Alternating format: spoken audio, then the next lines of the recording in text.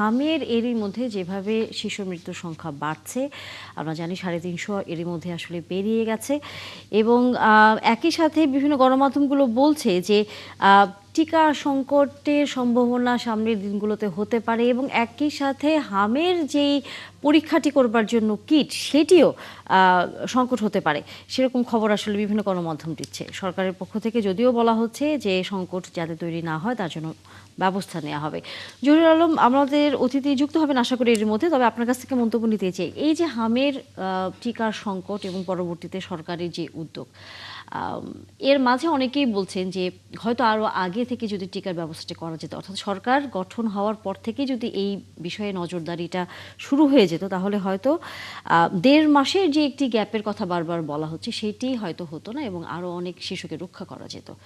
আপনার কাছে কি মনে হয় যে সরকারের যে হামের টিকা আমদানির যে প্রক্রিয়াটি সেটি কি আরও আগে করা দরকার ছিল নাকি ঠিক সময়ে আসলে সেটি শুরু হয়েছে?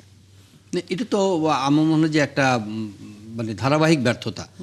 কারণ এই যে হাম এবং যে রুবেলা যে টিকার কোভিড পরবর্তী সময়ে সেটা কিন্তু যে মানে পদক্ষেপগুলো নেওয়া দরকার ছিল সে কাভারেজটা কিন্তু টাইমলি নেওয়া হয়নি এবং এটা কন্টিনিউ করেছে, ইন্টারিমও কন্টিনিউ করেছে। এখন কনসিকুয়েন্স এসে পড়েছে এই সময়টার মধ্যে।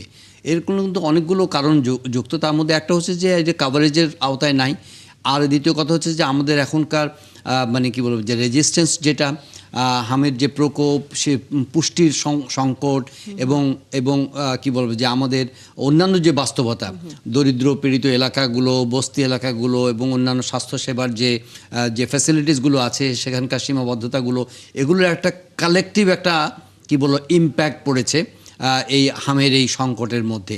কিন্তু সবচেয়ে বড় দুঃখজনক যে ঘটনাটি সেটা হচ্ছে যে এই ধরনের পরিস্থিতি সম্পর্কে কিন্তু ওয়ার্ল্ড হেলথ অর্গানাইজেশন বলেন বা ইউনিসেফ বলেন আমাদের সরকারকে কিন্তু সতর্ক করেছিল এবং এই যে প্রিকশনগুলো নেওয়ার কথা বলা হয়েছিল সেগুলো কিন্তু আমার মনে হয় যে এরা কর্তৃপক্ষ কিন্তু নেয় নাই। এখন আমরা শুধুমাত্র এই যে আমরা ল অ্যান্ড অর্ডার নিয়ে অ্যাকাউন্টেবল করি, এগুলো কিন্তু একটা মরাল অ্যাকাউন্টেবিলিটি।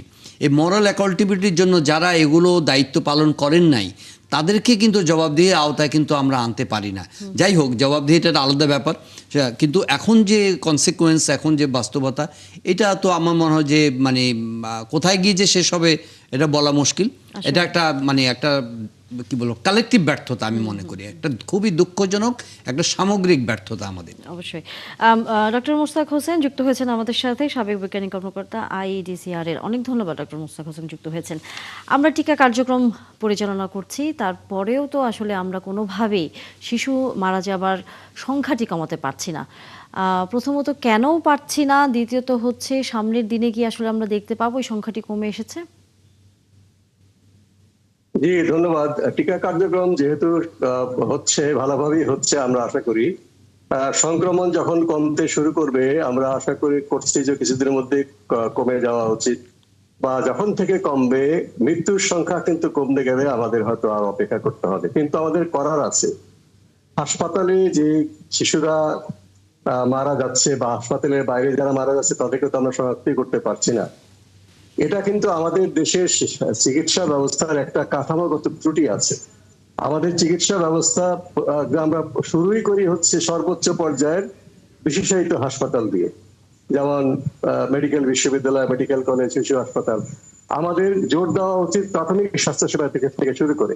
তাহলে একটা হামের রোগী প্রথমেই যাবে প্রাথমিক স্বাস্থ্যসেবা কেন্দ্রে, সেখানে থেকে প্রথমেই যে তাকে আমরা এখান থেকে টেক কেয়ার করি, সে আইসোলেশনে থাকবে এবং যারা দরিদ্র পরিবারের শিশু তাদেরকে আমরা সেকেন্ডারি কেয়ার হাসপাতালে যদি রাখি তাহলে তারা জটিল অবস্থায় যাবে না, তাদের কাছ থেকে সংক্রমণ ছড়াবে না। এরপরে তৃতীয় পর্যায়ের যে হাসপাতাল, আপনি মেডিকেল কলেজ হাসপাতাল বা বিশেষায়িত হাসপাতালে যেতে পারেন।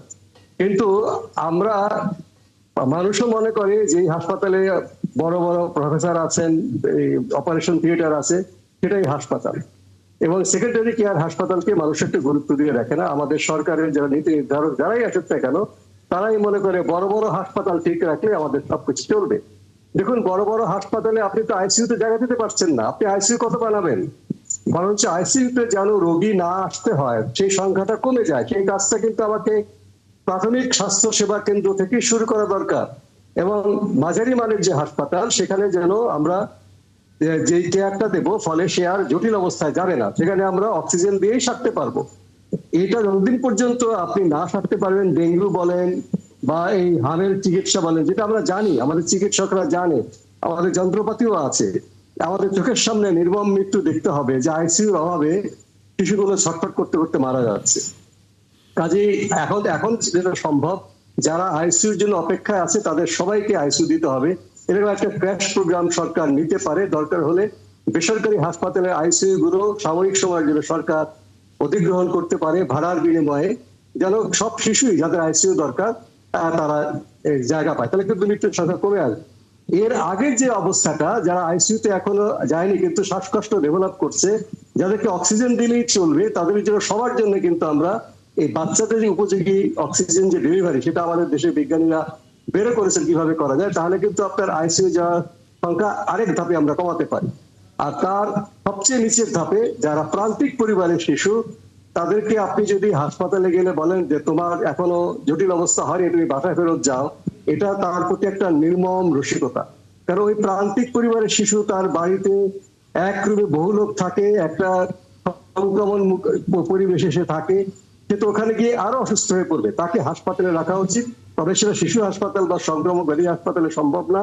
তাকে আপনি উপজেলা হেলথ কমপ্লেক্স বা ঢাকা শহরে এই ঢাকা মেডিকেল কলেজে সেনাবাহিনী তাবু খাটিয়ে একটা আলাদা হামের আইসোলেশন ওয়ার্ড করেছে, এসব জায়গায় যদি রাখি তাহলে এরা আর জটিল অবস্থায় যাবে না, অনেকেই, কেউ কেউ যাবে না, হয়তো সংখ্যাটা কমে আসবে।